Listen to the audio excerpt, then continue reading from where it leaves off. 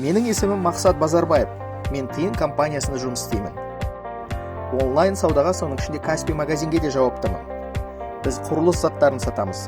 10 мыңнан астам зат түрі бар. Шегеден бастап бұрағыш, препаратор мен қар тазалайтын машиналарға дейін.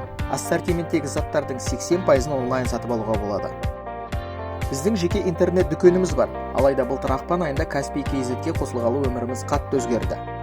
Каспий KZ-пен серіктестіктің арқасында біз Қазақстанның барлық аумағына тауар жеткізе бастадық. Онлайн сатылымдар 3 есе өсті.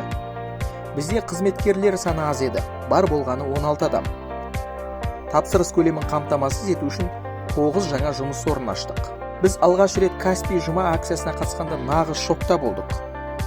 Сатылым көлемінің 7 есе өсуіне дайын болмадық. Дүкендерді жауып, барлық қызметкерлерді жұма бойынша тапсырыстарды орындауға бағыттадық. Жұмыстың көп болғаны соншалық күні бойы шай ішуге де үлгермедік. Екінші жұмада жұмыс тіпті көп болды.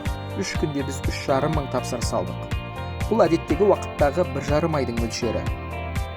Ең қызығы, Каспийдің арқасында карантин кезінде сатылым түскен жоқ, керісінше өсті.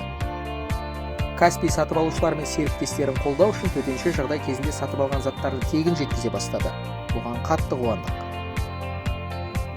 Біздің биылға жоспарымыз үлкен. Қазірдің өзінде біз Каспий KZ-тегі ассортиментті жаңартып, ұлғайтып жатырмыз. Каспий жұма және басқа да акцияларды тағатсыздана күтеміз. Біз сатылым көлемінің артатынын білеміз.